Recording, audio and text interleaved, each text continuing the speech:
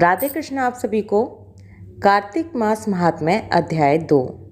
नारद जी को कार्तिक मास का महात्म्य बताने के बाद राधा कृष्ण का स्मरण करके ब्रह्मा जी फिर से नारद जी से कहते हैं, हे मुनि श्रेष्ठ, पाप से डरने वाले मनुष्य को कार्तिक मास में शालिग्राम का पूजन और भगवान वासुदेव का स्मरण अवश्य करना चाहिए।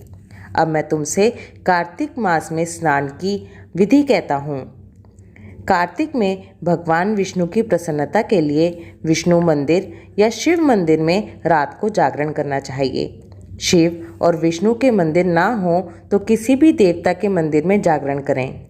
यदि दुर्गम वन में स्थित हों या विपत्ति में पड़े हों तो पीपल की वृक्ष की जड़ में या तुलसी के वनों में जागरण करें।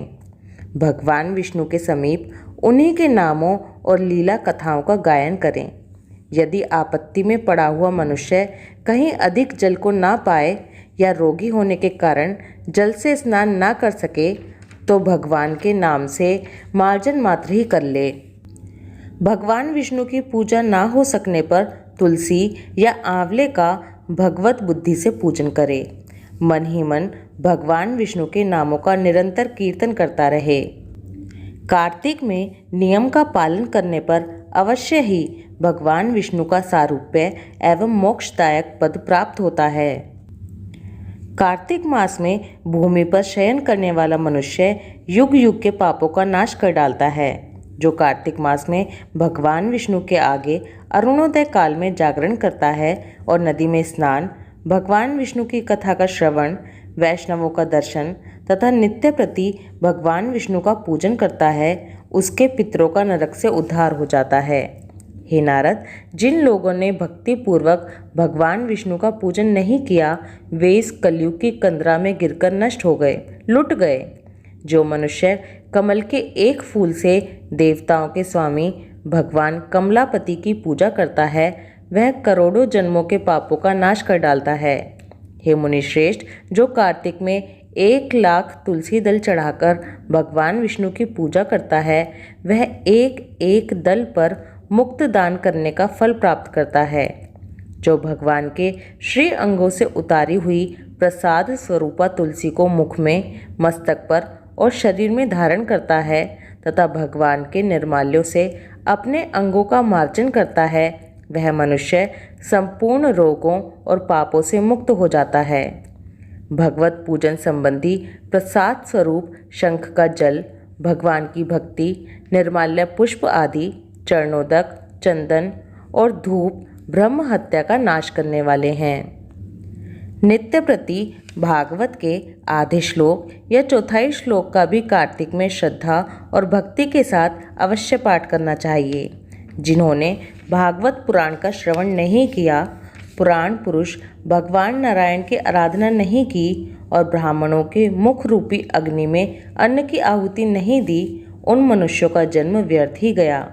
हे देव ऋषि, जो मनुष्य कार्तिक मास में प्रतिदिन गीता का पाठ करता है उसके पुण्यफल का वर्णन करने की शक्ति मुझ में नहीं है। गीता के समान कोई शास्त्र ना तो हुआ है और ना होगा।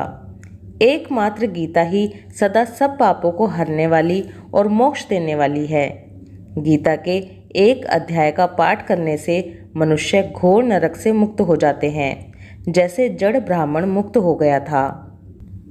ब्रह्मा जी कहते हैं, कार्तिक का व्रत अश्विन शुक्ल पक्ष की दशमी से आरंभ करके कार्तिक शुक्ला दशमी को समाप्त करें या फिर अश्विन की पूर्णिमा को आरंभ करके कार्तिक की पूर्णिमा को पूरा करें। भक्तिमान पुरुष अश्विन शुक्ल पक्ष की एकादशी आने पर भगवान विष्णु को नमस्कार करके उनसे कार्तिक व्रत करने की आज्ञा प्राप्त करें और विधि से कार्तिक व्रत का पालन करें। कार्तिक मास में विशेषतः श्री राधा और श्री कृष्ण की पूजा करनी चाहिए।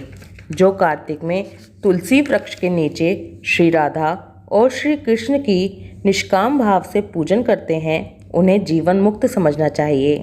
हजारों पापों से युक्त मनुष्य क्यों ना हो, वह कार्तिक स्नान से अवश्य पाप मुक्त हो जाता है। तुलसी के अभाव में आंवले के नीचे पूजा करनी चाहिए। भगवान विष्णु की चल मूर्ति से अचल मूर्ति श्रेष्ठ मानी गई है। मूर्ति के अभाव में भगवत बुद्धि से पीपल या वट वृक्ष की पूजा करनी चाहिए। अब मैं स्नान की विधि कहता हूँ, सावधान होकर सुनो। व्रती मनुष्य प्रातःकाल ब्रह्म मुहूर्त में उठकर शौच आदि से निवृत्त होकर 12 अंगुल लंबी सुगंधित वृक्ष की दातून करे, परंतु श्राद्ध के दिन, सूर्य तथा चंद्र ग्रहण के दिन, एकम, अमावस्या, नवमी, छठ, एकादशी तथा रविवार को दातून ना करे। जिस दिन दातून ना करनी हो उस दिन पानी से 12 कुल्ला करके मुंह को खूब अच्छी तरह से साफ कर ले। जब 2 घड़ी रात्रि रह जाए तो काले तिल, चंदन, चावल, फूल या कुशा लेकर तालाब, कुंड, नदी या संगम तथा किसी तीर्थ स्थान में जाकर भगवान से प्रार्थना करे कि भगवान, आपकी और श्री लक्ष्मी जी की प्रसन्नता के लिए मैं कार्तिक मास में स्नान करूँगा। इस प्रकार संकल्प करके श्री गंगा जी, शिव, सूर्य और विष्णु भगवान का ध्यान करके नाभि पर्यंत जल में प्रवेश करके अच्छी तरह से स्नान करे। मनुष्य किसी भी तीर्थ में स्नान करे उसे गंगा का स्मरण अवश्य करना चाहिए। गर्म जल की अपेक्षा ठंडे जल में स्नान करने से 10 गुना पुण्य होता है। उससे 100 गुना पुण्य बाहरी कुएं के जल में स्नान करने से होता है। उससे अधिक पुण्य बावड़ी में और उससे भी अधिक पोखरे में स्नान करने से होता है। उससे 10 गुना झरनों में और उससे भी अधिक पुण्य कार्तिक में नदी स्नान करने से होता है। उससे भी 10 गुना तीर्थ स्थान में बताया गया है। तीर्थ से 10 गुना पुण्य वहाँ होता है जहाँ 2 नदियों का संगम हो, और यदि कहीं 3 नदियों का संगम हो तब तो पुण्य की कोई सीमा ही नहीं है। अच्छी तरह से स्नान करने के बाद फिर जल से बाहर आकर देवता, ऋषि और पितरों का तर्पण करे। स्नान के पश्चात बकरी तथा भेड़ की धूली से बचना चाहिए। छींक, थूक, कुत्ता, कौआ, ऊंट, उल्लू, शूकर का स्पर्श नहीं करना चाहिए। अगर इनसे छू जाएं तो फिर से स्नान करना चाहिए। असत्य तथा नीच से वार्ता नहीं करनी चाहिए। इसके पश्चात षोडशोपचार विधि से भगवान का पूजन करें। भगवान को अर्घ्य दें और प्रार्थना करें कि भगवान श्री राधा सहित मेरे इस अर्घ्य को ग्रहण करें।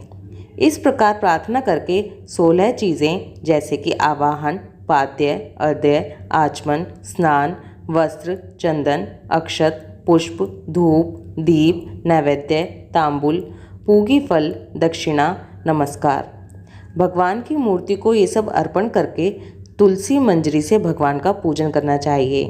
इसी को षोडशोपचार पूजन कहते हैं। कार्तिक मास महात्म्य अध्याय 2 समाप्त। ओम नमो भगवते वासुदेवाय। राधे कृष्णा।